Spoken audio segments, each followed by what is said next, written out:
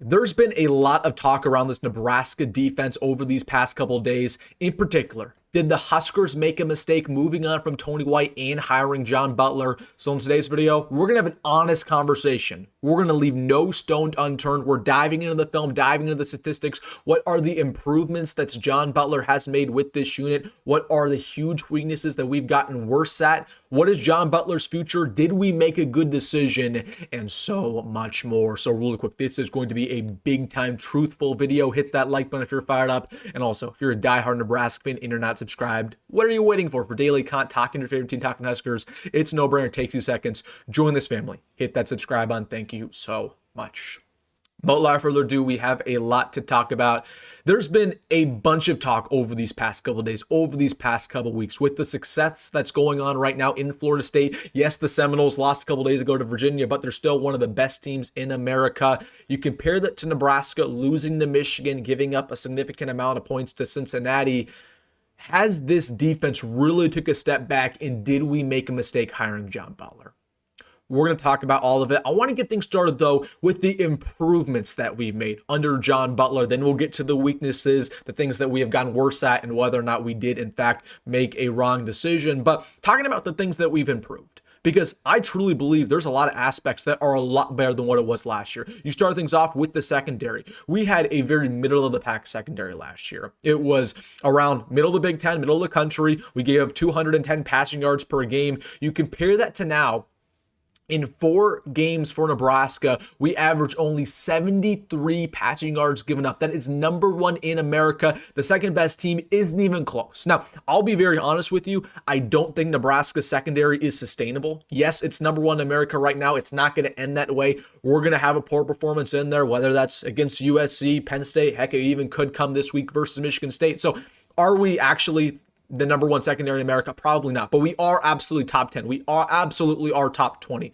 So the secondary by far is improved than what it was with Tony White. And you even look at the depth. We have a bunch of guys who are going to play significant reps for us next year that are looking great, whether that's a Donovan Jones, a Rex Guthrie, a Jeremiah Charles, a Larry Tarver, a Mario Buford. You go down the list. So this secondary is night and day better than what it was in 2024. But conveniently, that always gets left out when people discuss this Husker defense and whether or not it's actually took a step back.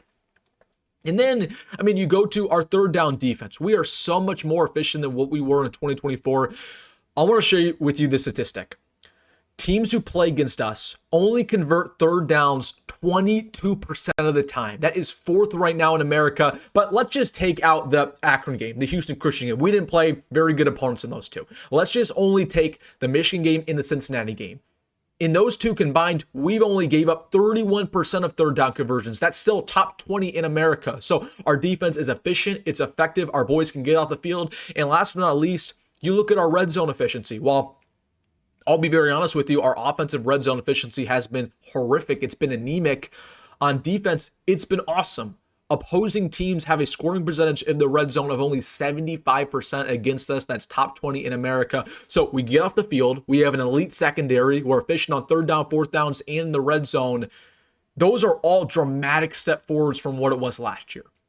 But how have we gotten worse? What's been the same? And overall, did we make a mistake? Now, I'll tell you guys some things that are clearly the same from what it was last year. Turnovers have been the exact same. We cannot force the ball free when it comes to fumbles. We can't take the ball away in interceptions. We only average 1.3 turnovers a game. Last year, it was the exact same deal. So in order to be an elite defense, you need to take the ball away. We didn't do that last year. We didn't do that this year. That needs to improve, but we haven't seen that so far under John Butler. The same thing as last year. We give up chunk plays. We had multiple chunk plays given up last year. Same deal happened against Michigan and against Cincinnati. Of course, against the Wolverines, they had those 2 big 50 and 75-yard runs respectively that really won them the football game. And last thing that's exactly the same from last year, I'll just go to this linebacker unit. It's good, not great. There's a lot of talent. We had talent last year with John Bullock, Vitchin Shavers, Buda Wright, Stephon Thompson, Prince Wellerman, Mielen. It's the same deal this year. We have a lot of talent everywhere. Pretty much the same guys. You add on Deshaun McCole, you add on Marcus Watson, Trent, but they're underperforming statistically and in the film. They're not tackling at high level. They're not super dominant in coverage. They're not going straight through the A gap, B gap, and hitting the running back head on for a loss. It's just these little small things that really show up when you dive back into the Michigan game or even in the Cincinnati ball game. So I'd say those two things are the exact same from last year. Turnovers, chunk plays, and linebackers, good, not great. But that leads us to have the conversation. What has gotten worse under John Butler with this entire defense? Number one, we already know what this is. The defensive line took a massive step back. One of the biggest step backs we've seen in a very long time as Nebraska fans in a span of 1 year. We only averaged 1 sack per game. That's one of the worst in America. We have a sack percentage of 4%, also one of the worst in America. It's clear we lack talent, we lack coaching, we lack size. Now, there's not too many, things I'll blame John Butler for head on. I'm not really blaming him for the defensive line. More so, I'm blaming Matt Rule for not taking more defensive linemen in the portal. And also, I'm blaming Terry Brain because it's his responsibility to develop these guys. But at the same time, John Butler, he's the overseer. He's the coordinator. He's responsible for having these defensive linemen in a position to succeed. And it's clear they aren't coached very well, along with these guys just not being big enough and not being talented enough. The blitz concepts, I would have been really disappointed with those. So again, when we talk about this defensive line and how horrific it is and how we can't get pressure with, 3 or 4, but even when we blitz and we blitz 5 or 6, we still can't get pressure. We can't have a free rush or get to the quarterback, whether it's a linebacker or a DB. There was really only one time this year that I remember that we had a blitz where a guy was pretty much untouched to the quarterback. And that was against Houston Christian, where I believe Marquez Watson Trent got the sack. So in order to be a good defensive coordinator, in my mind, the one thing that really sets you apart is to be creative and have good blitz concepts. Okay, if you're running these standard blitzes that get picked up very easily, it means you're really not that good of a coordinator. Okay, and that's the issue with Tony White, right? He couldn't blitz at all either. John Butler can as well. So that's been really frustrating to see. And then last but not least, something that's gotten a lot worse, in my opinion, is these close game moments. Now, you could say this is the same, but I think it's gotten worse because you go to the Cincinnati game, we should have blew them out. The big problem with this defense, and it's the same deal with the offense too, we keep teams in the ball game. Okay, we'll dominate them on almost every single aspect, and yet you'll sit there in the fourth quarter and you'll say, man, how are we only up 7? How are we only up 3? And the other team's going to have an opportunity to roll down the field and potentially tie it up or take the lead. Okay, and that's the exact same thing that happened versus Cincinnati. Our defense folded. They walked down the field 75-yard drive with Brandon Sorsby, got a touchdown. Then we gave the ball right back with an opportunity for them to go ahead and take the lead. They were walking down the field with ease. We had multiple penalties. We're lucky we got that interception to win it, but still, we have not shown the ability to stop teams in very close games or really pull away when we need to. You saw that once again versus Michigan. We can never get a big stop when needed, right? We'd go all the way down the field, get a touchdown, and then we give a big run. Okay, so these close game moments consistently have gotten worse, whether that was Tony White, John Butler, it's still not any better. All right, those are the improvements, the things that are the same and the things that have gotten worse. Now let's have an honest conversation. Did we make a mistake hiring John Butler? What is his future? Is he really the guy to fix this Husker Blackshirt defense? I'm not going to lie with you. I think this defense has improved. And I know some people are going to say that is ludicrous. You look at this defensive line, we can't get a pass rush. I understand all this talk around Tony White. He's had a lot of success. But in my opinion, Tony White, his reputation, it's overrated. Okay, and I'm one of Tony White's biggest supporters. I told you guys when he left, that's a big loss. But people forget that he gave up 56 points versus Indiana last year. People forget that Eric Bieniemy in UCLA absolutely dragged him in Lincoln last year. Tony White was a very streaky coordinator where, he'd have a game plan every now and then that was lights out. The Ohio State game plan was great. The Colorado game plan was great. Even the Iowa game plan was really, really good. He only gave up 13 points to them, right? So Tony White, he'd have these awesome performances, and the next week, he looked like he forgot how to coach. But people conveniently leave that out because we like to remember him positively, okay? I don't think this defense has really gotten any worse. Yes, the defensive line is worse, but people forget how good the secondary is, okay? Yes, the defensive line took a step back, but the secondary took that much of a step forward. We're so much more efficient as a defense. And when you look at the Michigan game, the only reason we lost that ball game was one, our offense was not very effective in the red zone, was not very effective on third downs, and also we couldn't stop the run. Yes, very, very true, but also our offensive line got decimated. There were a million reasons why we lost. You can't only pin it on the defense.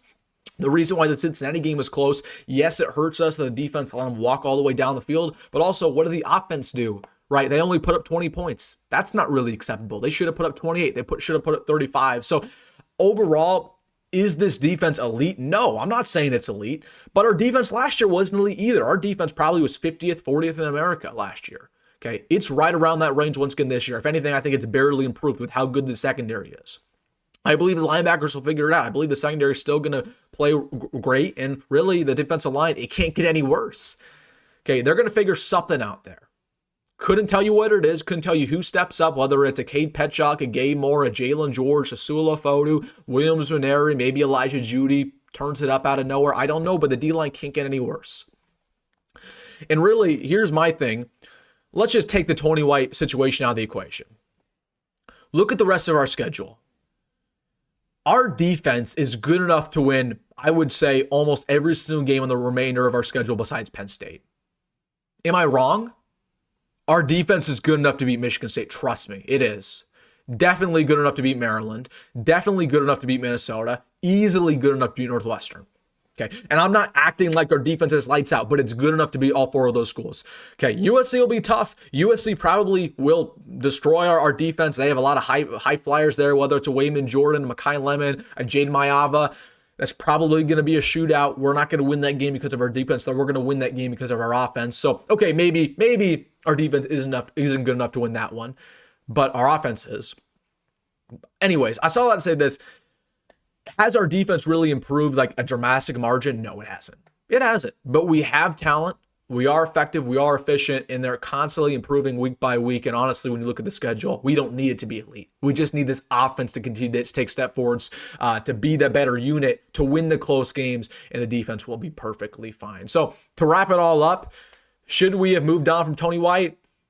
Yes, we should have. And this is coming from a huge Tony White supporter. Is he a better coordinator technically than John Butler? Yeah, he probably is. Okay, he's probably a little bit more creative. He probably is better developing talent, right? He's probably better when it comes to the schematic X's and O's. I don't dispute any of that, despite him losing to Virginia just a couple of days ago.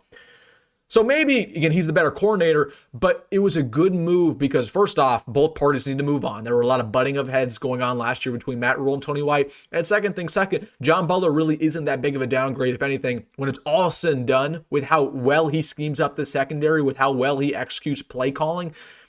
I think he's a better play caller than Tony White.